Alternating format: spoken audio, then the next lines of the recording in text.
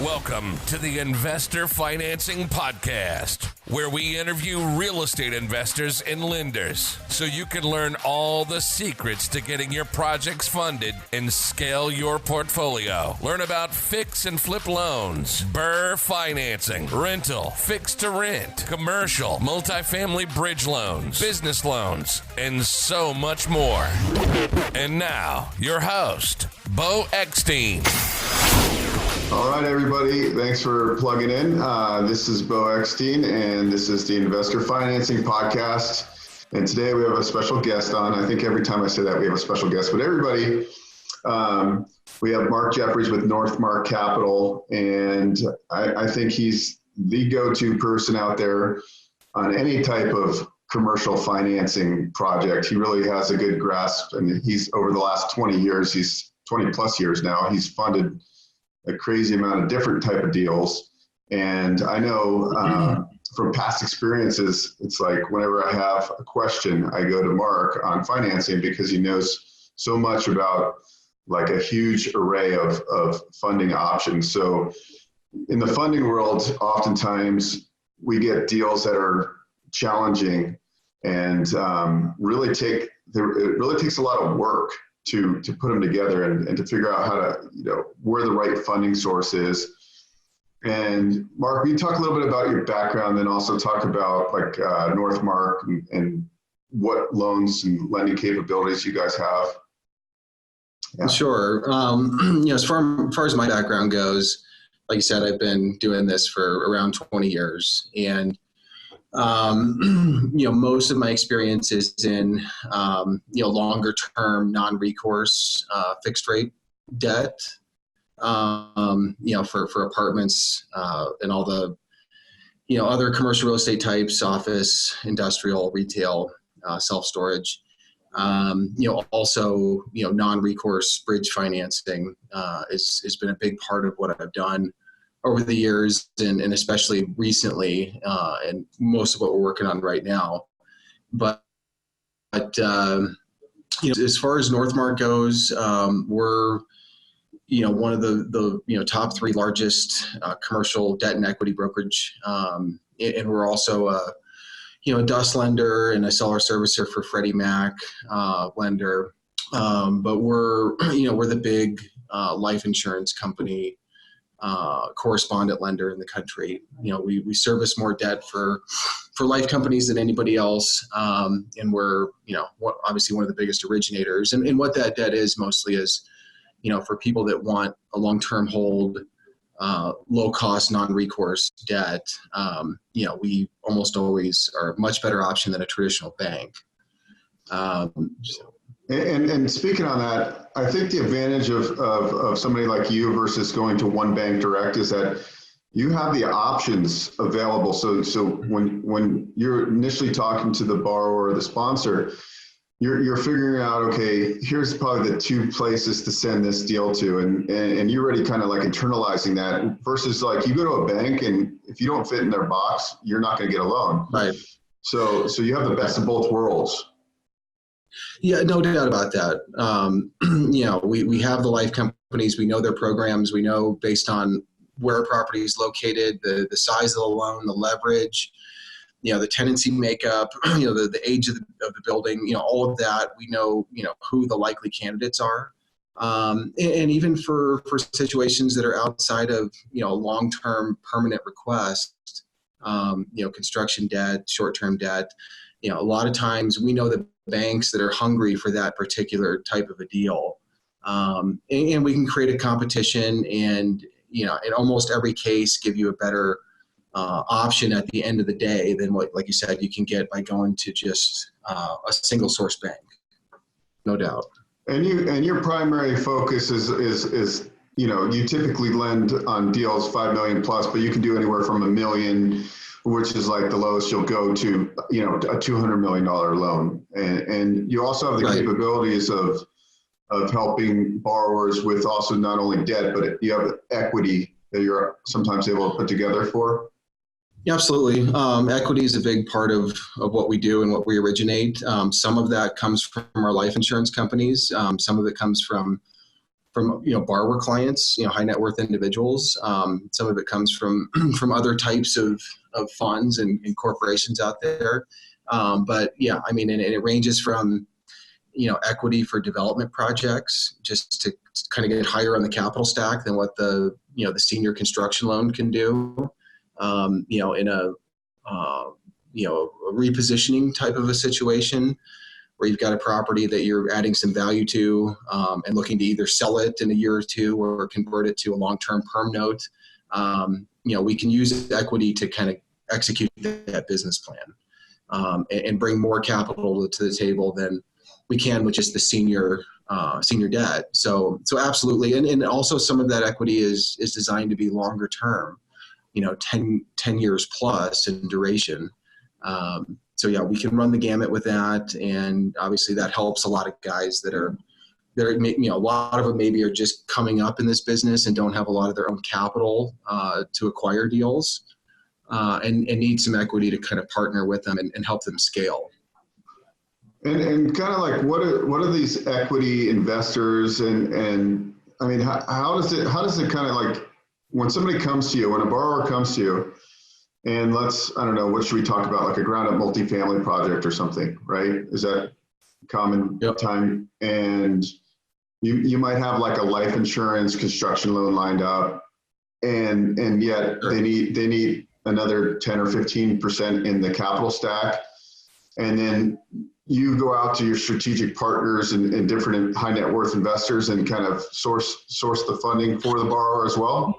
Yeah, and that's a very typical scenario, especially today and over the last few years, where here in Metro Denver and across the Western U.S., there's been a lot of multifamily development, and I guess all over the country there has been, but that need comes up pretty frequently where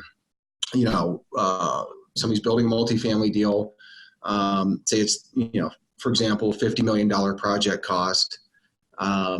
They want non-recourse debt across the board. They don't want a typical bank repayment guarantee, full recourse, traditional type of construction loan. So usually what we do in that case is we bring them, from some of our relationship funds, we'll bring them a non-recourse senior construction loan, say to 70% of the project costs. And then we'll layer in an equity piece basically for half of the difference. So if you figure, okay, well, we got 30% to go, we'll go up to 85% with that equity slug. And then, borrowers usually got limited partners in to get from 85 to 100.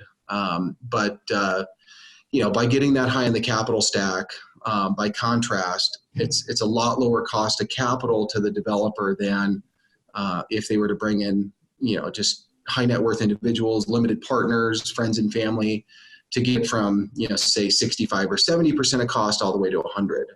If we've got 15% coming in from what we call pref equity typically, or thereabouts, usually that has a fixed cost of capital to it. And usually it's somewhere about 12% for that piece of the cap stack. But that's far more inexpensive than just traditional friends and family or investor equity would be. So very advantageous. And then you just figure, okay, well, that gets us to completion of the project and stabilized leasing. And then they make a decision, either they sell the project at that point, or we start to look at longer term debt options. The ones that we have internally, Fannie or Freddie, and maybe even HUD. HUD has become a lot more interesting for refinancing, especially, particularly of apartment buildings, because what they've done is they've shortened their seasoning requirements considerably just in the last few months. It used to be that it was really hard to refinance a construction loan on an apartment building with HUD because you had to have 3 years of seasoning, income and occupancy numbers.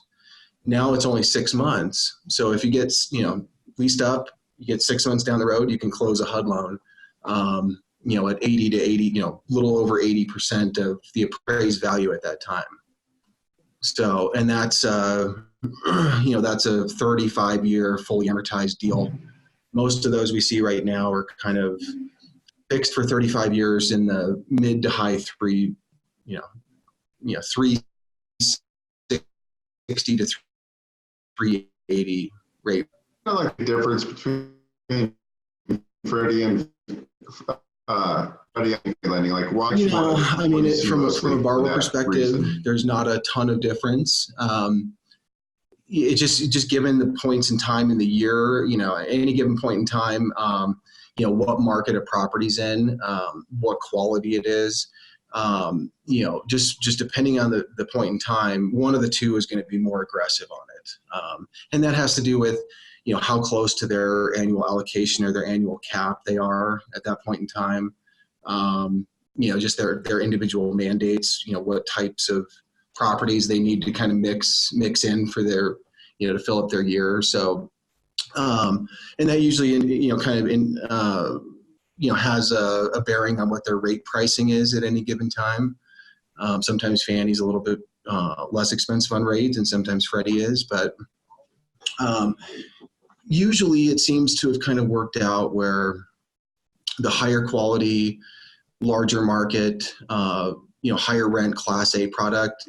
Typically, Fannie has ended up being a little bit more aggressive on that, and on more of the workforce,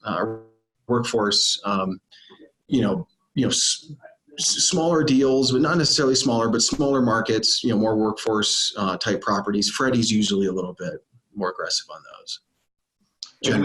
And talking about like bridge funding, we'll stay with multifamily. I mean, what are the aggressive programs doing right now on, like loan to value, loan to cost on those type of products? Yeah. So a lot of the ones that we're doing right now, and this is for, typically loan sizes of $5 million and up, we're 80% of purchase price. So if somebody's buying an apartment property, say it's 100 units, and they're saying, okay, well, we're planning to put in $10,000 a unit into upgrades. And by doing so, based on the comps, we can tell that we're going to push the rent, $150 or $200 a month on average. For that type of a scenario, typically we'll lend 80% of purchase price and then 100% of that CapEx budget. That's where kind of this market has gone. So you end up with, in most cases, say 83% of costs total. Those are non-recourse programs. They've gotten very liberal in terms of, net worth requirements. Usually you want the combined partners involved with one of those deals to have as little as 50% of the loan amount in combined net worth.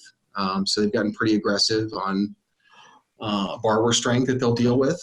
And it's kind of just a function of the amount of capital in the market, the amount of bridge funds that are looking for deals. And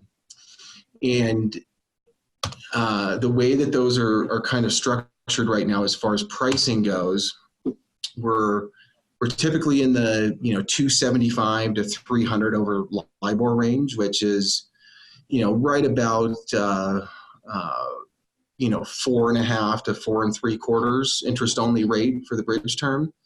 So if you figure,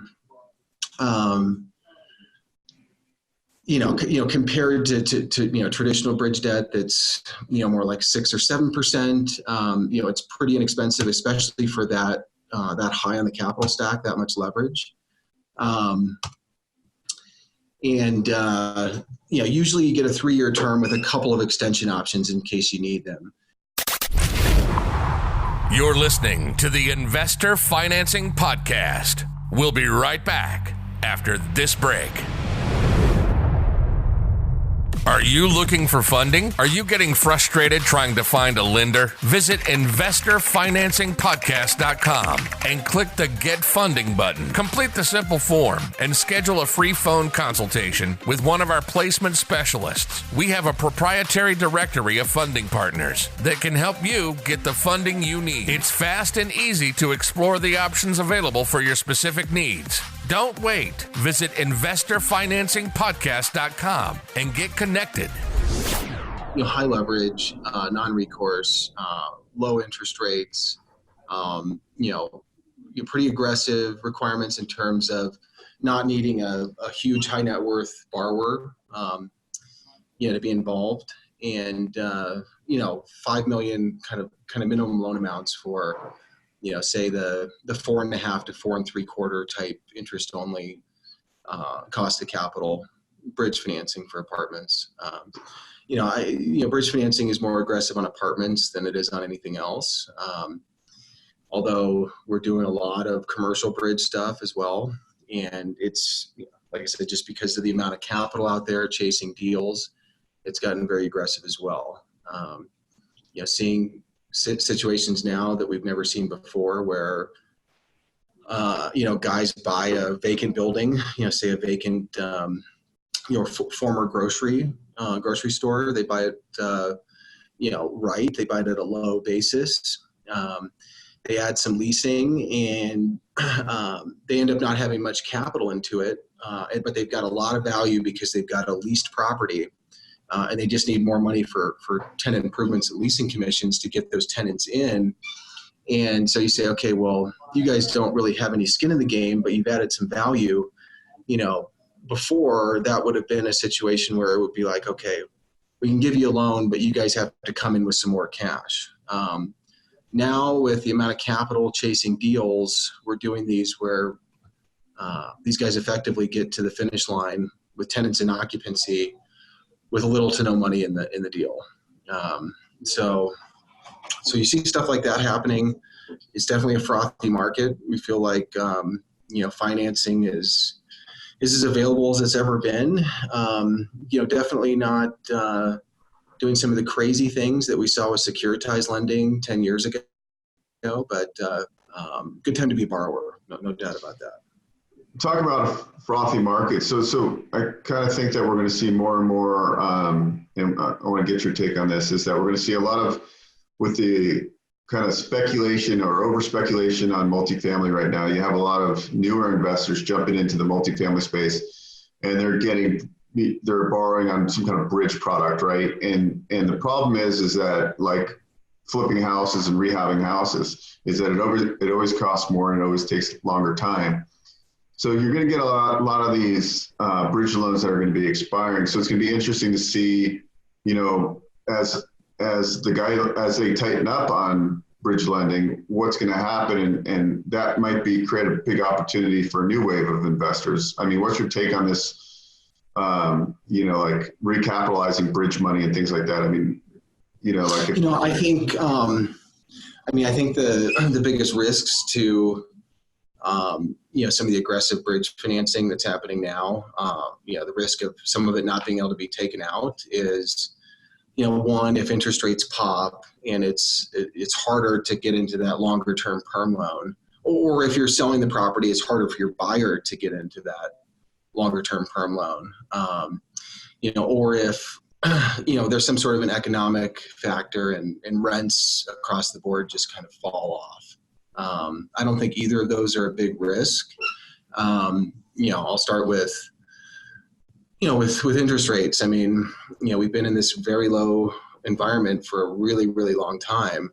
A year ago, it felt like it was finally over and rates were going up and maybe returning to historical averages. And then they came back down again. And now it only looks like, and everybody is projecting, that they stay low for at least the next couple of years. I mean, all of the projections on 30-day LIBOR are that, this year and next year, it probably even goes down a little bit from where it is now. And same with treasuries, swap rates, the indices that determine 5, 7, 10-year, 20-year fixed rate loan pricing is probably all going to be flat or stay low. So I don't think we've got much risk of, interest rates running up and making it hard to refinance out of some of these bridge loans. I think that's, after 2 years from now, maybe that environment changes, but for now it seems like, clear sailing as far as that goes. And I think generally for the economy, I think just generally like risks of some of this bridge debt not being able to be taken out, just because of market conditions or rising interest rates. And like I said, I think at this point it looks like there's not a whole lot of risk of that for the next couple of years. Beyond that, it's anybody's guess. But for now. Got it. It just doesn't seem like we have huge economic disaster pending that's going to drive rents down, nor does it seem like there's anything out there that's going to make interest rates do anything but kind of stay where they are, or maybe even decrease a little bit over the next 2 years. We had our company conference in November in Nashville, and one of the, for these bridge loans, usually you have to buy an interest rate cap, where you say, okay, well, we're going in with, for example, LIBOR index of 175 and your spread is 300 over, and you buy a cap that basically is insurance that says, for the purposes of this loan, for the term of this loan, your LIBOR cannot increase more than 75 basis points or 100 basis points. And so, that type of insurance a year ago, when rates seemed like they were going through the roof, was very expensive, because everybody was figuring, okay, well, there's a good chance we're going to have to kind of hedge this and cover it. So we need to charge more for that insurance. Now, because the forecasts are for LIBOR to just keep going down, those caps are very, very inexpensive. And at our conference, we had the CEO of Derivative Logic, and what he was telling us is that, 30-day LIBOR is about 1.75 right now. We predict that the average 30-day LIBOR rate for the next 2 years will be about 1.5. And then in fact, at the end of next year, LIBOR gets replaced, but it'll be something very similar. Just technically it's going away. But yeah, I think that's a really good indication that we're kind of in a flat environment. And like I said, the same thing goes, or at least is predicted, for longer term fixed rates. So I think we're in a lower rate environment, at least for the next couple of years. What are you seeing as far as like ground up construction lending? Like, where's the biggest appetite with the lenders? What do they want to lend on right now? I think generally speaking, industrial is probably the hottest property type. Because usually you've got some good pre-leasing, some good tenants that are kind of coming with those deals. That product type seems to be really in high demand in most of the major markets across the country.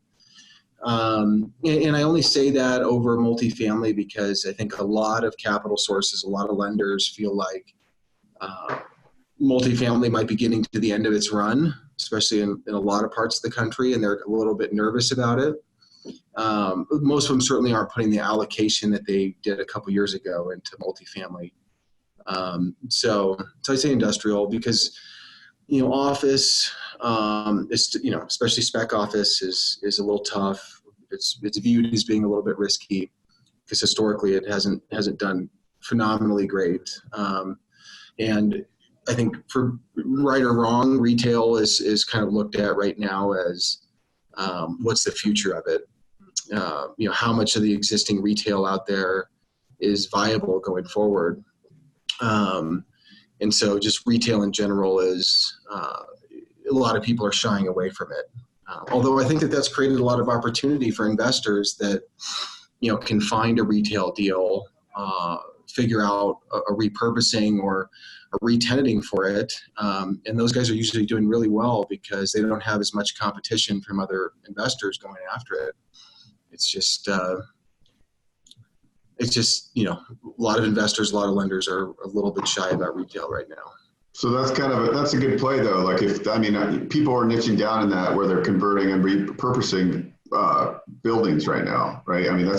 That's a huge play for an investor. Obviously it's kind of a riskier model in the beginning, but once it's a proven kind of theory and you get the first couple under your belt, I'm sure you can start getting more money swinging your way.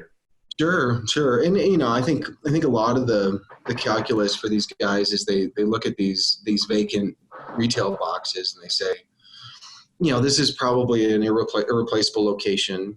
So your land value is already pretty high, and you've got the sticks and bricks there. Replacement cost is almost, double, triple, almost always of what you're paying for it. So you're getting in at a low basis. You don't have to, you don't have to get the types of rents and revenue that you would building a new structure to make it work. So, a lot of these vacant grocery boxes are being converted to self-storage or a combination of self-storage and some gym tenants or, other types of tenants that use a little bit more space. A lot of creative uses that seem to be working really well as projects. What would you recommend for people that are listening, borrowers, sponsors, like when they're getting ready to apply for a loan or to make a call to a guy like you and say, hey, this is my project? I mean, what helps you, and what would help them kind of put their package in the best light possible? What kind of like diligence can they do up front? What kind of pro formas? I mean, because your job really is to figure out what lender to bring it to if it's not in-house, and where you're going to bring it to fund the deal. And then, but in order for you to do it, you need you need to put together a really good package. And you have an analyst internally, and they help do. But like, what information would you tell borrowers out there? Like, hey, if you want to get ready, this is what I would recommend. Just so you get the best light on your project as possible. Yeah, and if it's a repositioning of an existing asset, an apartment building, a shopping center, office building, if it's that type of a deal, and you're saying, okay, this is what it is today, and this is what we're going to take it to, this is what we're going to turn it into, give us all the comps, give us your detailed cost budget of how you think you're going to get there, or as much detail as you can, how you're supporting the rents and expenses, income and expenses you ultimately think it'll operate at. Kind of what you're basing it on as far as costs go to get from point A to point B. And then, really kind of, touching on, touching on your experience and your expertise as it pertains to commercial real estate and this product type and this submarket or market. Whatever you can, the more information you can give us with all those things, the better. Because all of that is going to be reflected in our book, our package, and the more clearly we can orchestrate that, the better the outcome is going to be with the financing. I mean, the more concise, the more relevant information our book has on it, the more likely a lender is to focus on our books than our competition's books. So for people that are listening, if you kind of elaborate a little bit, like when you're marketing a new project to source the loan, right? You internally, you and your team, basically take the loan and put into like a wonderful package that is easy for like this new lender or this underwriter to look at and decide if this is something they want to pursue or not. Is that essentially what you're talking about? That's right. Yeah. That's right. And our correspondent lenders, our life companies, even when we're sending things up to Fannie Mae and Freddie Mac, they like to have things in a certain format. And that's just kind of the package that's evolved. And we put things in that same format if we're going out there to kind of the bridge world or the equity world. You just want to be able to put the borrower, the sponsor, the property, the neighborhood, the submarket, all of that in the best light as possible. And being in the business for as long as you have and doing the volume that you have over the years, you build relationships, right? This is still a relationship business. So you have your I'm sure you have a handful of kind of the go-to lenders for each kind of loan product that you're placing. Absolutely. So relationships by far are huge in this industry, right? Like, I mean, you have 20 years of bringing deals to certain places and they know, like, and trust you. So it's not like somebody who's new in the business is not going to get the same love as somebody that's got, you're a veteran in the industry, and those relationships for those tough deals are what get those tough deals done. Yeah, no doubt about that. It absolutely is a people and relationship business. And as you go through it, you build more and more of those relationships. And like you said, going through, some of those tough deals, getting to the finish line, kind of the war buddy type thing starts to evolve. And yeah, you have really deep relationships with lenders, borrowers, everybody that you've done battle with. And those are the people you continue to tend to go into battle with. But yeah, I mean, it absolutely is a relationship business. And, I feel like at this point in my career, being this far in, I can really see where that's built up over the years. And just, things just continue to get better. Execution continues to get better. I mean, obviously the market's always changing. Lenders are always changing with what they can do and what they have an appetite for. But you've always got a continually evolving, seems like a much better pulse on that, the more relationships you have. And if you can go back over the last couple of years and think about a deal you've done that was really kind of interesting, can you give us just a brief summary of how you kind of put the deal together, put a capital stack together that you think is unique and Sure. It turned out well and all that good stuff? Yeah. One in particular, I'll use a multifamily,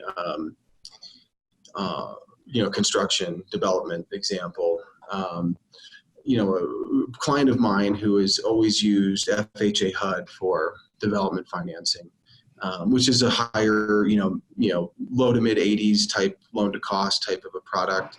But not everybody does it because it's a lengthy process for construction financing. It's fairly bureaucratic. And a lot of developers just don't have the patience for it. But this guy, as it turns out, has only used HUD for 12 to 14 projects over 30 years. But in this particular case, he had another one under construction with HUD in the same town, and they wouldn't do two at the same time for the same developer. So he had to come to me to find another solution. But he was used to kind of that mid 80s loan to cost. So we had to find as economical of a replacement, low cost and similar comparable leverage, and non-recourse, because HUD's always non-recourse and that's all he'll do. So we were in the market for quite a while he was going through entitlements, pairing together the senior debt with our preferred equity tranche. We negotiated that senior tranche. We had a competition between, three non-recourse construction funds going. We ended up getting really good leverage and good pricing. I think we ended up at, 65% and about a 4.5% rate on his senior loan, non-recourse. And we paired that with pref equity to get up to 85% of total costs. And we probably dealt with 20 different preferred equity sources. The source that we ended up with just really wanted to be in this market. They were really hungry to put out capital. They believed in his experience, his vision for this location, and his unit mix and product type and all of that. We were really stretching because in this particular market, the value that we were projecting was right on par with the highest per unit trade for apartments that had happened in this entire MSA. So very aggressive, took a lot of foresight, a lot of understanding of market trends of employment in the area. But we were able to deliver kind of a blended rate capital stack at 85% of cost in the high sevens, 7.75 blended cost of capital range, which, like I said, is obviously a lot better than even if you can get a 70% of cost loan and have to raise the rest of the cash from friends and family. That's a lot more expensive way to build a product. So in those preferred equity type deals, do they stay in it for a long term, or is there kind of an exit to get them out of it? Usually not. I mean, usually the way that they're looking at it is they figure, okay, if we're going up to 85% of cost, the main calculation that they're doing is they're saying, okay, we believe that the value is going to be X once the property is stabilized. And so we believe that you're going to be able to do usually a Fannie Mae takeout loan of Y, usually 80% of that value. And so they say, okay, well, our last dollar funded into the deal, if we're 70, 75%, say, of what we think the value is going to be down the road, they feel like there's enough of a buffer between where the Fannie Mae loan is going to come in, so they can be taken out entirely once you've kind of got stabilized occupancy. So yeah, they're usually in it for just a few years, just for the development and stabilization process. You find a few of them that have some more patient money that will say, okay, let's build this and we'll stay in it with you for 8 or 10 years. But most of the time it's a shorter term play. Excellent. Well, we could keep on going for hours, but what I'd like to do is bring you on the show maybe like 2 or 3 times in the next 12 months, and we can break down topics, because I think, if we go into one topic at a time and kind of dive deep and do kind of like a case study on how capital stacks work. I think that's important for like a lot of listeners that are going to be listening to the show, is like, okay, I'm, a small to medium sized builder developer sponsor, and now, they're scaling their business and they're looking to like, okay, now they're stepping into a new world and they got to learn the whole financing capital stack, and it's new to a lot of us out there. So we want to thank you for your time. And then there's going to be show notes for this, and then in those show notes, Mark, I'm going to have all your contact information. So if you are in need of to talk to somebody about financing, then reach out to Mark, and all of his contact information will be there. And Mark, thanks so much for being on the show, and we will talk to you soon. Okay. Your pleasure. Appreciate it. Bye. Thanks for listening to the Investor Financing Podcast. For show notes and useful resources, please visit investorfinancingpodcast.com. For questions or comments, email info@investorfinancingpodcast.com. If you enjoy our show, please share it with your network. Until next time.